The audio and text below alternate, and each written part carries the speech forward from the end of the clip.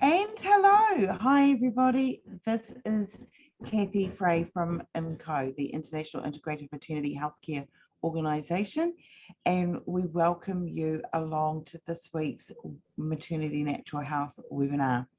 And I'm thrilled this week to be connecting with Paola Zurzur in Germany. Paola, say hello. Hello everybody. Hello, Kathy. Thank you for inviting me and having this great opportunity to have this nice conversation.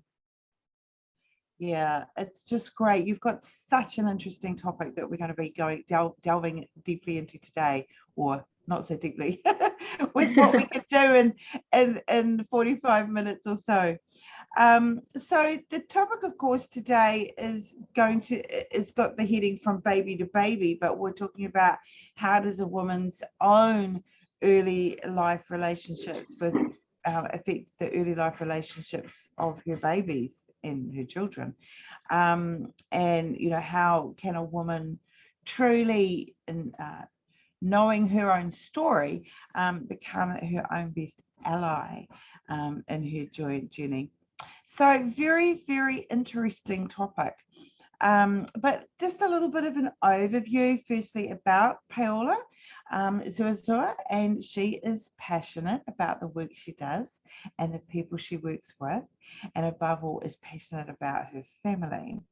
Paola is a mother of two, a partner to a German man, a sister to two best friends, a daughter, a friend, and a layer of support for many.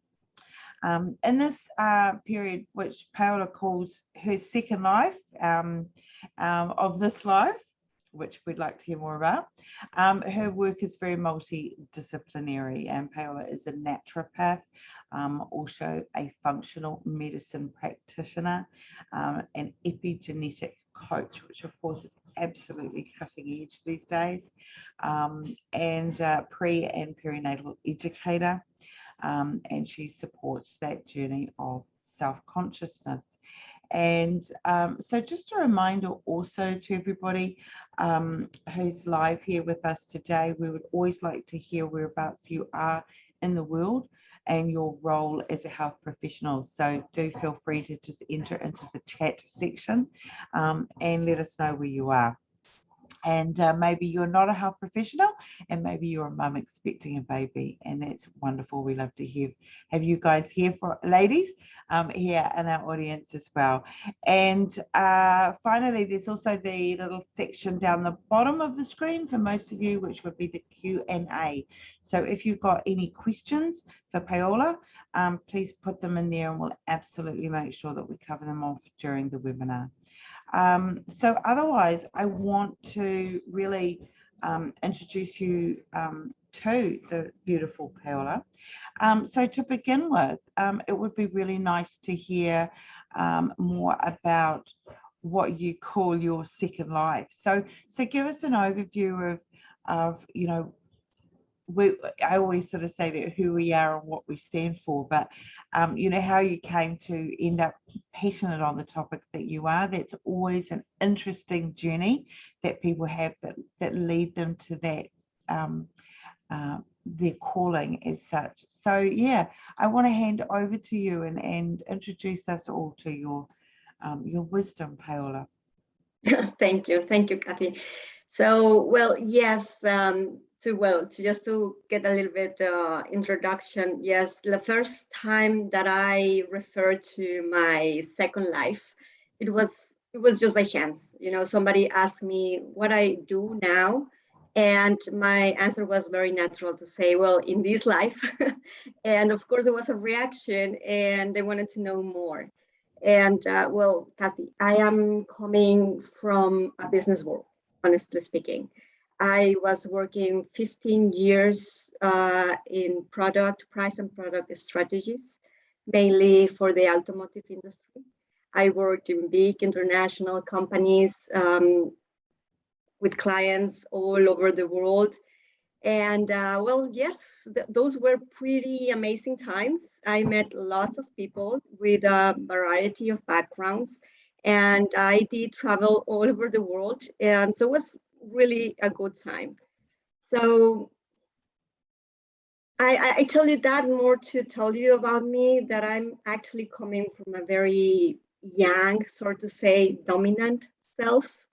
And the truth is that actually, when I was younger, I was very interested on helping and being around children. And I did a lot of social services back then in Mexico. And it was all related and about children and families. And from back then, I have my most authentic emotional memories, you know. So then life, rush, career took me slowly but surely away from all that. And I let it happen. I actually didn't even recognize it, if I'm honest. One day, well, not one day, but with the time, thanks God, on the way on my life, I got, as you said, a call back, if you can say that, and I changed completely from that strong, dominant, young world to this more yin side of myself.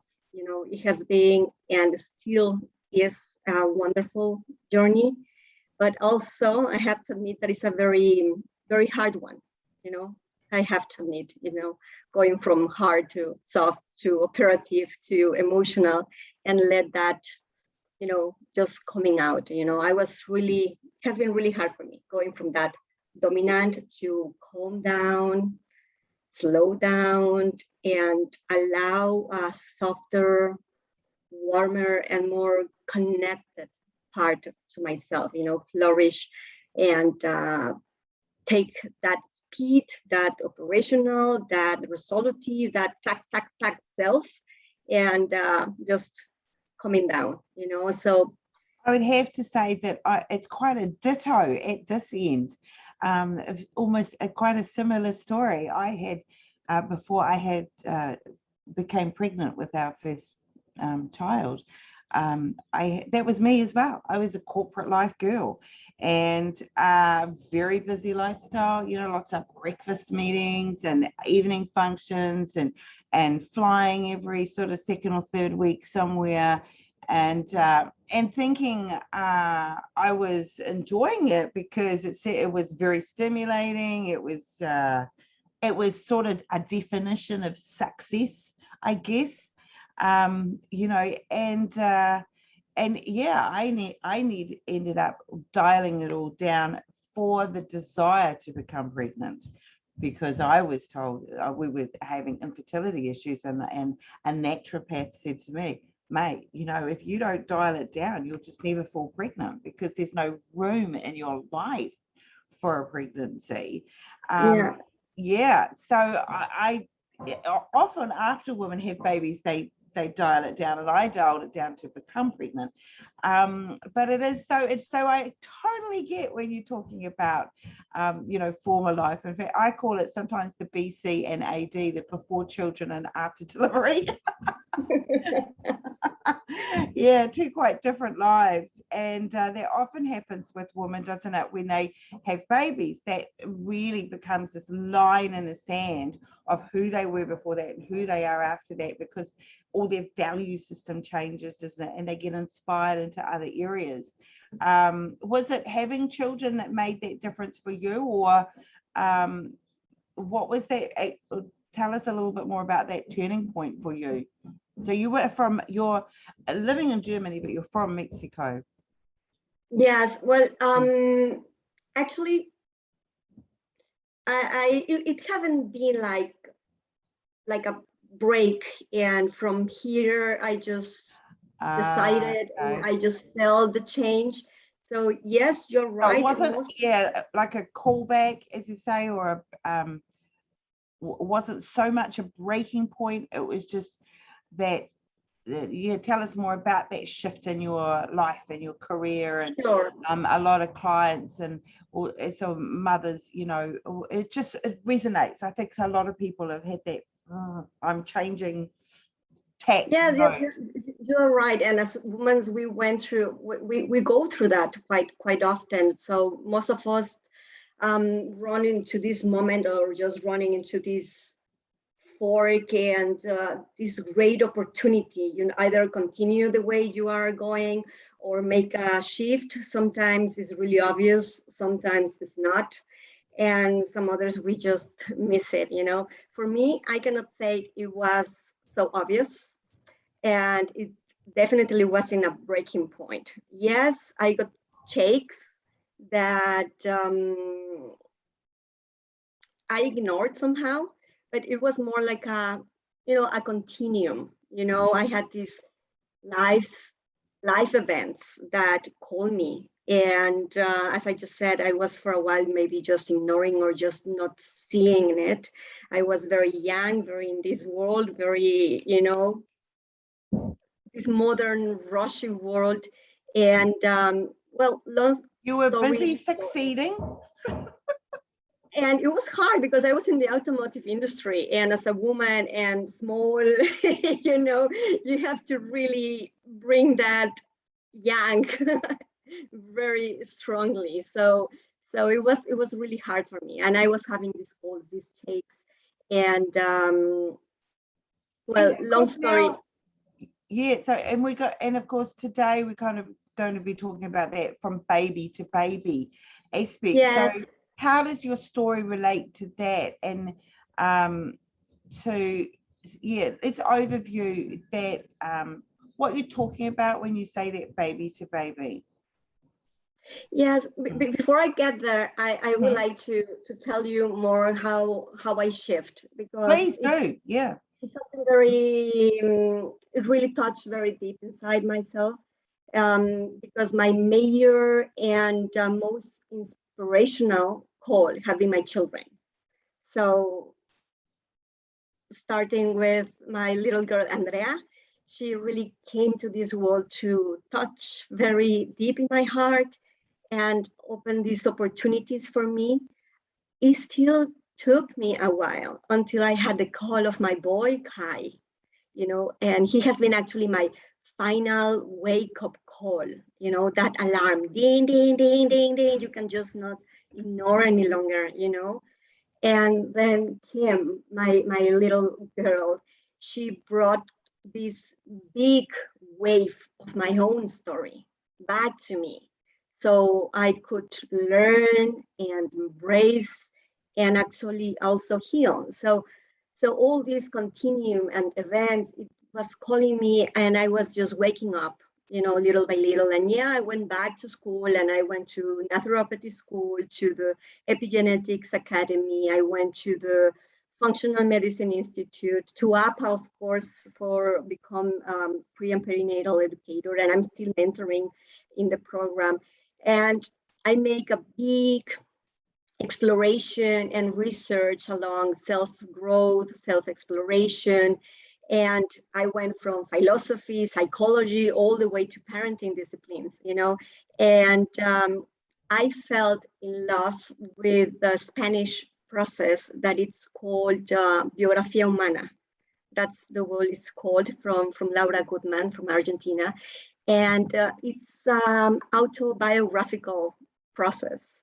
And at least for me, as it is for a lot of people in the Spanish population, has been the one that has really wake us up, you know. And of course, the learnings and experience with William Emerson are priceless. And Gabor Mate has been a great inspiration for me. And not to leave aside, of course, Bruce Lipton has been really, you know, inspirational, and learning a lot from all of them. So it has been a step after step, searching for answers, understanding, and exploring more deeper on one way or the other. So yes, now you were asking me about if this baby to baby, it is related to my own story. So just to pause here a little, because, you know, I just to break the emotional part that I was trying to go through it very, very fast. And so yes, when when we go back to the time when I got that wake up call, that it was my son calling me desperately. And of course, the first thing we do is looking for parenting. Yeah, and all this spectrum of professionals, books, experts, methodologies, techniques, right? But going into that direction was not really easing my feelings and the need for dig deeper. And is when I start looking at myself. We find thousands of resources with techniques and methodologies about how to make a baby sleep, about what happened with a cry baby, they even put names on it, about the positioning for the baby, for breastfeeding, of course, about nutrition, and the list goes on, right? When we slow down and allow ourselves to look at this place where we are at, in real time, no rush, then we realize that as hard as it is, we just have to stop to reflect and even go back. Like in a movie today with the online TV, you are at home watching a movie, and when you miss a main part of something, or for some reason you react and say, hey, what's just happening here? You just don't get it, or just said, okay, you just pause. And even sometimes you just go back. And when you go again to this time of the moment when you are at, you continue with another lens, with another feeling, with more understanding. And then you again sit back and continue the movie. Our whole lives are a continuum. And it is not different with parenting. And the difference for me is like another dimensional continuum. And I would say it that way, is because it changes something. It's another dimension that we enter into it, another waters. And when we are parenting, there is no yesterday and today. By means there is no my developing baby and me as a parent, experienced adult. It's about equals. Where, as a matter of fact, we have much more to learn from our babies than the other way around. When actually they bring us the greatest door to healing that anyone at any other place and time could bring. And the tendency is to pass it, to skip it, and we don't even see it. And when we get to know our own story, the one we lived, the one that we experienced for real, and I'm not talking about the stories of the family and the pictures that we can see, or the ones that our brain makes to protect us. It is about recognizing that world we lived in and how we perceived it back then, with love and kindness to all those adults around us doing the best they could from the places they were. Yeah. So when we are able to say to our brain, thank you, I take it from here, then we connect to ourselves with our story. We get to embrace and understand our shadows and demons that we all have. Yeah. And this distance between our inner child, our inner baby, and our being today in front of our babies, our children, our teens, that distance gets closer. Then it's more natural to enter in a relation between equals, between you and your baby, unborn baby, newborn baby, crawling baby. It is for all, no matter where in our parenting journey we are at. And this is for me what I call parenting from baby to baby, equals. There is no hierarchy. Yes, there is being empowered, but there is not being in power. And realizing that we are not the knowledge and wisdom carriers is not easy to recognize and to accept. We have been taught, we have been told all our lives until adulthood. Now it's our chance to be the ones telling, the ones who want teaching, the ones directing. But no, it's a strong, that is more strong transgenerational pattern that it's time that with a lot of love and with a lot of kindness, start finally to disintegrate. So again, it's not a cut off and for good. It's something slowly but surely, going back to that continuum. Same if you're a grandma or a teacher or anyone close to babies and children, even an obstetrician working with a pregnant woman. I mean, I know here our audience might be more integrative health practitioners than mothers. So it's the same for all of us. When a mom or a family is coming to us, either she's pregnant or they come with a baby in arms or a teenager, because it's also similar in this direction. Is for us, we are the layer of support for these people, for each of our specialties, and there is no hierarchies. We are honoring each individual, their stories, their own intuitions, instincts, and their own biology, the wisdom they carry in their bodies, in every single cell, and that we all carry actually.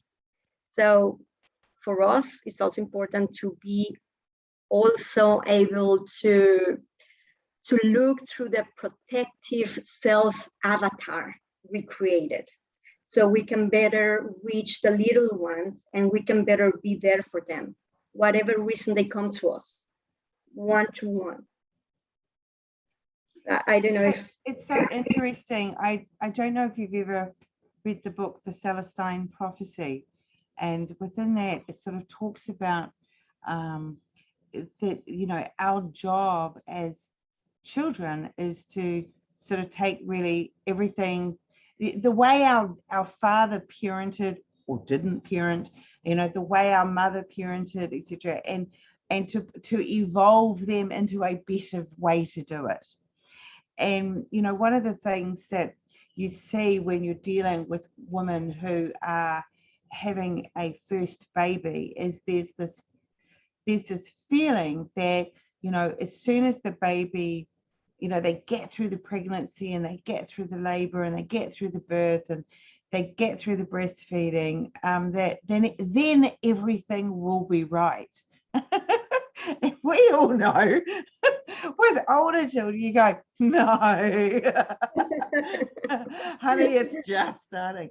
And it's like there's this feeling of like, when I get through those things, I'll know what I'm doing, and you don't. I mean, and you can as not. I mean, we want to focus here more on that sort of perhaps the postpartum aspect of it, in that our focus here is the topic on maternity, but certainly when you've had a few children and they've existed a few years on this planet, you realize that you constantly are in a place as a parent of not having a clue what to do, because you're always dealing with something new. There's always something that you've never had to deal with that before, and how do you deal with that situation? Yeah.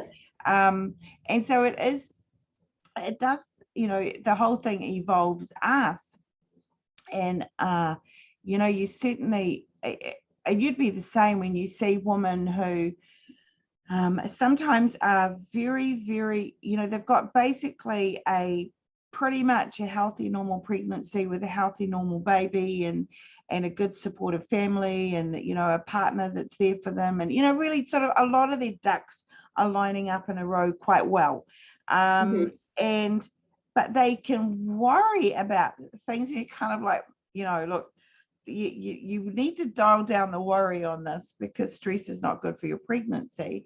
And then, because we know that at the same time, we also can be dealing with a woman who is pregnant and dealing with huge massive, tough stuff.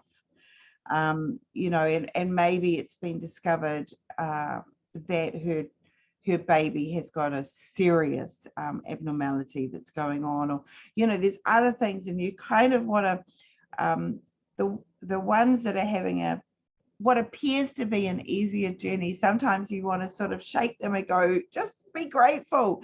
And then sometimes but the women who go through these tougher journeys, well, what can appear tougher through that, well, it is tougher through that maternity time, it can make them so incredibly strong, can't it? You know, and I divert the topic there a little bit, sorry, but it's just, it's so, I guess we need to go back to that evolution, isn't it, of what happened to us and how that impacts what's happening to our children.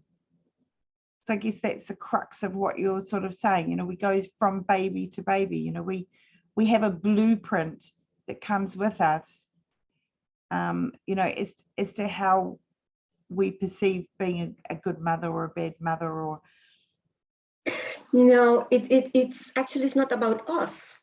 It's being able to it's not about us. There is this being, there is this being coming with their own wisdom, and it's about them. What are they telling us? What are they needing? And now, then we can know. Actually, within a lot of religions, of course, around the world, reincarnation is just part of the belief philosophy, and you know, there's also a lot of sort of beliefs around the fact that you almost are in a soul group where, you know, this time around you're the mum and they're the son, and last time, you know, they were the mother and you were the son, you know, and it's so do you kind of think that it, you know, and I absolutely, you know, sometimes when babies are born, the wisdom that you see in their eyes and those first, actually, I wouldn't say sometimes, I would say the majority of the time, when a baby is born, in the first minute or so, particularly, as that baby is waking up, they look ageless in their eyes. And it's, you know, when you're a midwife and a doula and you're around seeing a lot of babies getting born, and of course, obviously, obstetricians, and you see this incredible ageless wisdom that's in their eyes. And you also can see it almost glaze over. And they come in with it sometimes they're so grumpy and they have this look in their eyes of, oh no, what did I do? I'm back again. I'm starting over again. Oh, it's this funny look. And then it glazes, and you can see it's like they've sort of lost their memories, and they are starting this journey over again. But as you say, so where do you on that sort of the babies bringing in their innate wisdom like that, and I guess that's sort of overlapping with what you're saying? No, not really. Not quite. Yeah, like they would say it in Germany. So what I'm saying is that when we are able to understand our own true self, all those things that we came into this world waiting and aiming and by nature expecting to receive, and all that what we actually start receiving start bringing us more far away of that true self that we have been born with. So we as babies, and now we are mothers, all this time has passed by, all this time from, you know, I would like to go back to the something that I called a protective self, you know, a protective self that we created. So we all create it somehow. It's in our, also comes in our nature with our adaptation, some kind of an avatar, Oh, so an avatar. You haven't mentioned that before. That's an interesting way to describe it. Yes. And so do explain that more. yes, so it's more like all is affecting and touching in a way or the other our babies before conception, during pregnancy, at birth, first years of life. They are the most impactful. And this will have an influence during our children lifespan, and even further generations will influence in one way or the other: health, belief system, how they relate with others, how we relate with others, because we have been babies as well, you know the partner they choose, the professional career, I mean, everything. And that, what is affecting and touching the baby, as you were mentioning, are us, parents, the environment we are in, the environment we provide, that we actually have control over it. So, and is this, how conscious are the decisions we are taking? And I like very much when I heard Bruce Lipton saying something like, we parents are as genetic engineers without even knowing it. And that is the thing. We do not even know it. How could we? How a child is parented determines the rest of our lives. How it's been born, how it was conceived, how it was planned, and I can keep on going backwards. Yeah. So of course, the environment of the child is important by means of nutrition, overall care. Yeah. But more importantly, how the child perceive that environment, the world and life they live, and that it goes back to the parents of the baby and the child, how that perceptions has been honored, respected, named, validated. It is all up to us, parents. So how can we do so when we are just full of assumptions? Yeah. The reality is that mostly it does not happen that way. We parents, we have been parented based on the perception of our parents. So the distance from what we from nature know we need and expect, it's quite big from that what we actually receive. And in our nature is we have the great opportunity to adapt. We cannot know the future. All we can know is to adapt to the environment we are presented to. And that adaptations we start creating based, unfortunately, on survival strategies of our parents, of our survival strategies. Instead of pursuing and exploring our own wisdom and expand our true self, our huge potential. So instead, we start getting further and further away from our own nature. And we become, so to say, another survival strategy. And that is what I prefer somehow an avatar, Yeah, and your word saying survival strategy, that's so true, isn't it? That, you because we're all coming from that perspective of just doing the best we can in our circumstances. As birth practitioners and maternity healthcare providers being the main audience here, I think that we've got women who are on this journey who clearly come from a functional rather than dysfunctional background. They've had a pretty good, they've got good family support, and there's a lot of love around, and there's, and there's not a lot of dysfunction, those women can just generally seem more confident in their own competence of going forward, and they know that they're going to be going into experiences they've never experienced before, but it's less frightening to them. But certainly women who come from a situation that's far from optimum, maybe they had a pretty horrific childhood themselves, their mother is completely disengaged, or their whole family is, or maybe this was an unplanned pregnancy in a less than optimum situation.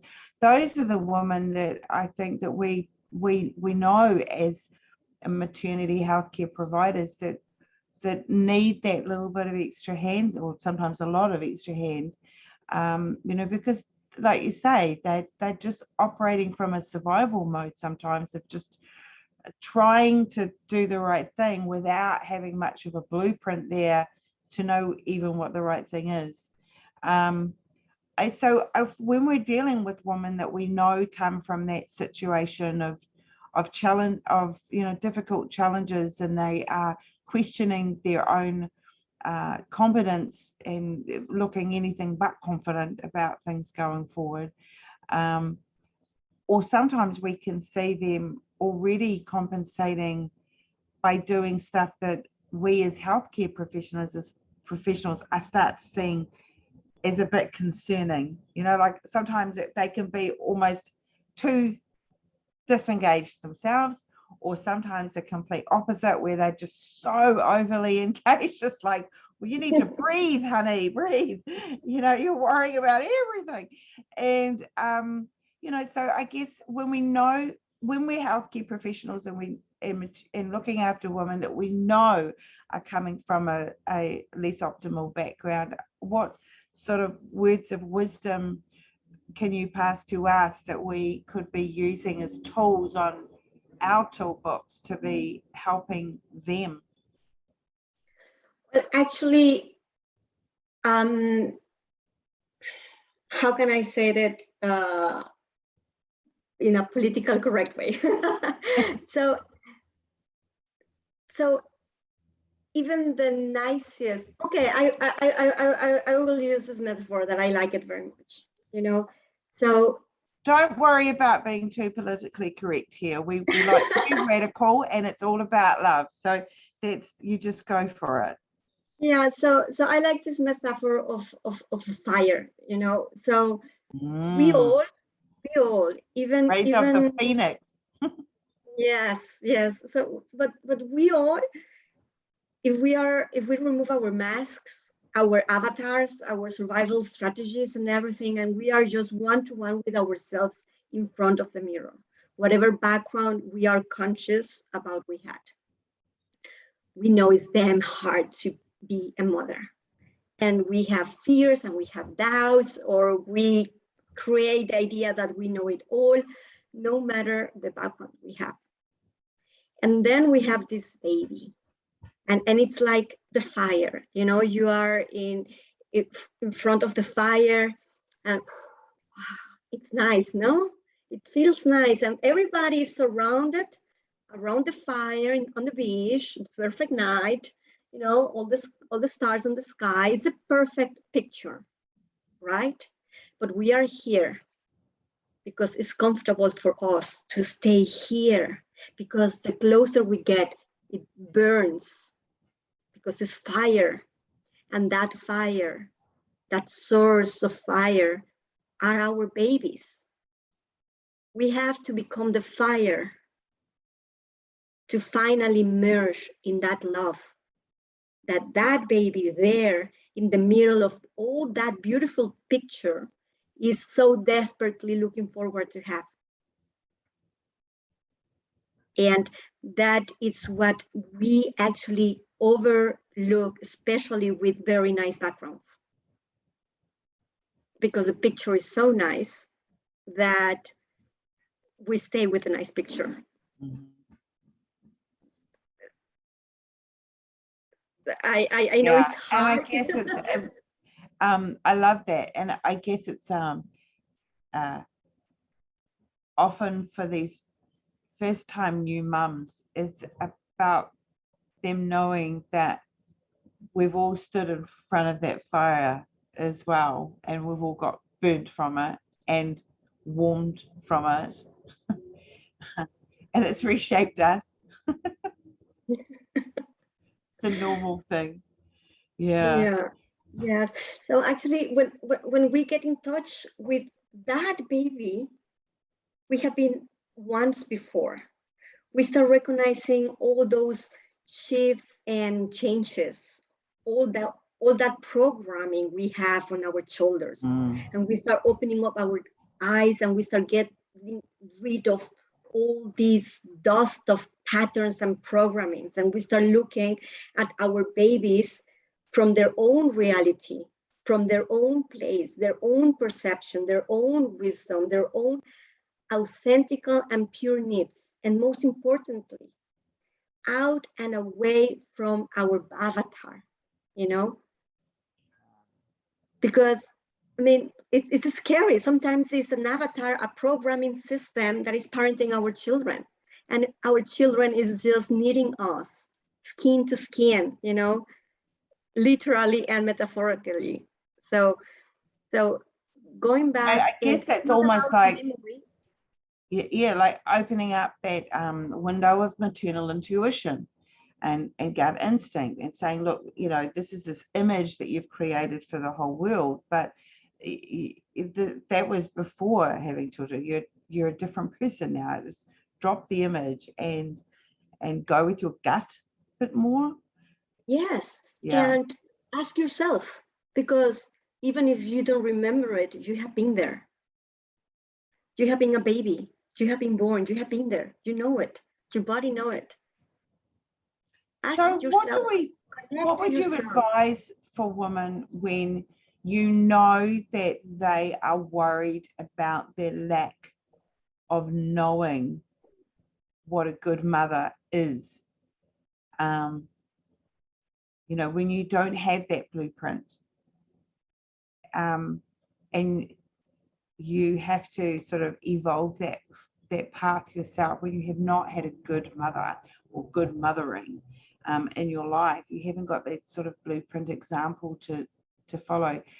What do you say to women who, I guess, are questioning their own instinct or intuition? They're just unsure that they can do it well, and they want to do it well, but they just are very lacking in confidence.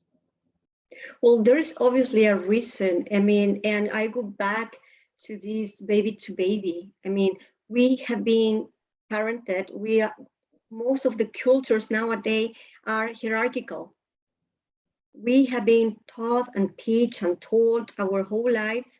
So we have been not very much empowered. Our own nature has been locked down. So how can we pretend to come to motherhood with that empowerment? So we need to acknowledge ourselves, that we have it from long ago. It's just locked down, and it's not guilt to anybody, because we grew up and all the people around us and all our environment has been the best that could be at that moment. But now it's time to wake up, you know. We don't need that avatar any longer. We don't need to survive any longer. We are adults. We have resources. We can accept the truth and say, hey, I was expecting something different. I didn't got it. Fine. But now I have my baby here. What is your experience, baby? What is it that you're needing, baby? What are you telling me? And yeah, which I know it sounds so nice and beautiful, and but then of course it comes into that big question of how do we get there? You know, it's funny because I think for women,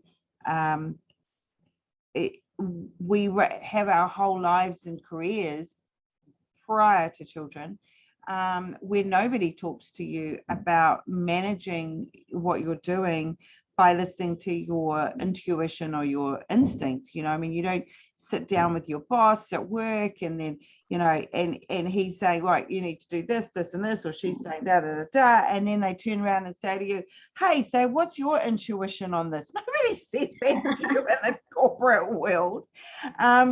And then suddenly you give birth and everybody's kind of talking to you, of gut instinct. And because of course you're dealing with this baby that can't talk back, they can't tell you what their issue is. And I know that as a parent, I went out of my way with the kids growing up to try and include the words gut instinct and intuition and gut feeling things within everyday life for them, so that they always had that connection right from the get-go. Oh, I'm not sure, Mum, if I want to try out for this play on stage. I'm not sure, I'd kind of like to, but then it scares me. And I'm like, what does your gut instinct tell you? And you're just putting that in there. But isn't it funny how nobody talks about it at school, at university, in your career, and then suddenly you're handed a bundle and everybody talks about it. So how do we, it all does sound nice and beautiful. So what's your top tips, I guess, as to that big question of how we get there, into that confidence with what we're doing as baby, when we're a baby ourselves, and how to be how to look after a baby. We're brand new mothers. Well, that's a very good question. And first of all, we have to meet the people where they are at. If you start throwing this like me as I was 15 years ago, wouldn't have worked at all. So we have to meet the people where they are at. That's for sure, and we know it. We also, as professionals working with families, with mothers, we also would be good to know our own story, so we can give that understanding as well. How can we praise something that we haven't experienced ourselves? So that it's also, when you say it's good for us to know our own story, I think that's a really great point, because as health professionals, of course our own story is going to be influencing, shaping us in our role. So to get to a practical side of that, how do you suggest that you learn your own story? Yeah, I mean, there's many ways. There's some people, they do well, or they think they do well, or well enough with meditation or self-inquiry. I mean, I have seen people that they are so in contact with themselves that with this self-inquiry, they really start getting answers to themselves from things that they would have never expect. So, but for that, you have to be already on this connection. I mean, some connection with your higher self. Exactly. And you can always start with breathing and slowing down. But actually, if I may be completely honest with you, I have seen the importance of a companion, a guide, someone that helps us through the process, making our own life story and this autobiographical process, and look at our timeline, help so us a look mentor? a mentor, yes, a mentor, a coach, a consultant, somebody someone neutral that would help us see the reality, the reality of the facts, get away from all those colors and shapes that we have been making with the time, or from all those family stories that has been told from their own perception, not from ours. And start seeing the reality, because it's just real. It's just logic. what a baby expects to receive when it's born. And when you start looking at story and the setup of that story and that environment, you start seeing how in this setup and in this environment and with these life events that this family is going on could have been fulfilled these needs of a baby, the needs of this, the needs of that, you know. So it's not magic, it's not pink world, it's just logic. It's how in this So I setup do. happening. Yeah, I like what you're saying there with the with those real specifics and saying, look, you know, meditation, mindfulness, you know, those aspects, we know they have enormous health benefits. We know that, but it's also they have wisdom benefits, and you know, as you say, getting and having a mentor. And I think that that's a really good point, that so few health professionals do. You know, we're in a roles where we have chosen to be sharers and carers. You know, we give of ourselves every day, you know, helping, healing, comforting, teaching, and yet we don't always look after ourselves, that we've got somebody, you know, in our corner as our mentor, our coach, as someone to bounce things off. That's a really good aspect. And, you know, like often say on birthing suite, you know, you would see that where the charge midwife is that role, you know, and you may come out of a birthing room and say, look, this and this is going on. This is what I think I'm going to plan to do. And you're like, yeah, that's a good idea, blah, blah, you know, so you have kind of, and you, but when you say a home birthing midwife, then you are that little bit more isolated. And I think that we as a people tend to be quite resistant or reticent to reach out to a mentorship sometimes. It's almost like, I don't know, like there's a weakness there, that you need some help. But I like the fact that you say that this is how you know, it helps you be able to reflect on yourself and puts things into perspective, doesn't it? Sometimes when another person has that view and goes, yeah, don't be so hard on yourself, or Exactly. yeah. Exactly. Or don't look at everything so pink. It looks Right. so beautiful to be true. That also can be, Yes. Take you your know. rose-colored glasses off, which is for So and imagine myself, this story of mine that I told you about. Imagine that I would have continued in this rushy, traveling, dominant life. And then I like this with my babies. I'm traveling and I'm full-time working. For sure, I'm giving them all the love and all I can. But for them, in this setup, it's not enough. So it's not changing the past. It's just recognizing, I needed more and I didn't have it. And then I grew up needing all these, and I created this survival strategy to start getting it or start hiding it or start whatever it is.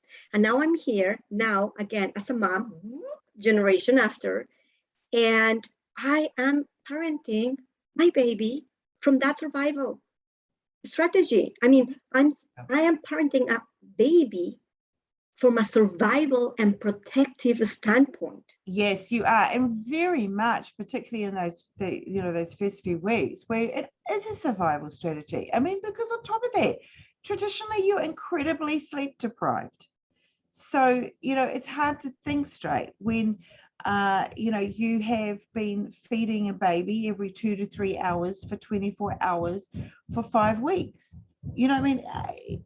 The sleep deprivation is used as torture.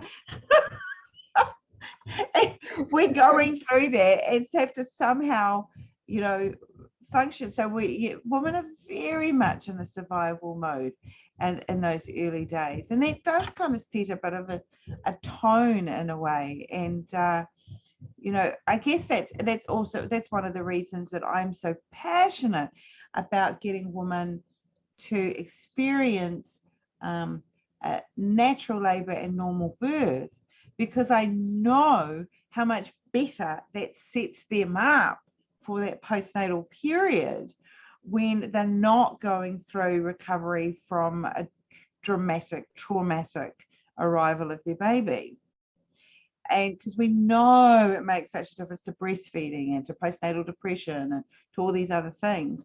And yeah, oh gosh, I'm just looking at the time. We're going to be running out soon. So let me hand back over to you. I have a lot of things to say, Kathy. Don't tell me we're running out of time. I know. That's an ironic thing to say.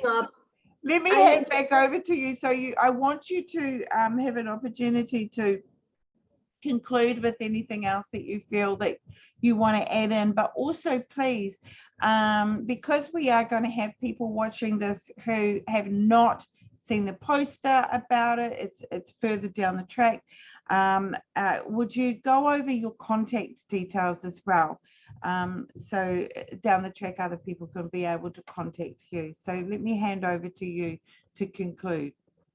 Sure. I want to say so many things. Oh, no, you just go for it. So just two things before we finish. Yeah. So just to bring the awareness to all of us, mothers, but also professionals. Yeah. We operate on our subconscious mind 95% of the time. So when we pretend to conscious parenting, we or our clients is 5%. And that 5% most of the time is based on the programming. I'm doing what I did like and what I didn't like from my parents. It is not taking into consideration the baby, what the baby is needing, what the baby is perceiving, what the baby is telling us. And the baby is telling us constantly something, even if they're not talking. From the womb, they are talking to us with the movement, with emotions, with the sounds, and it's on us to start listening to them. So said so. Before I finish, well, I would just invite you to take a look to the global index, to the Pain Global Index report from 2017 and 2020. You know, it is amazing how many... Say the name of it again and I'll type it in. Yeah, the Pain Global Index report. Oh, Pain Global Index. Exactly. Yes. Sorry. Oh. Yes, so pain impacts most of the people in the population. Yeah, Pain Global Index. Yes, thank you. And even if it's a headache, back pain, is it weekly, is it daily, you know?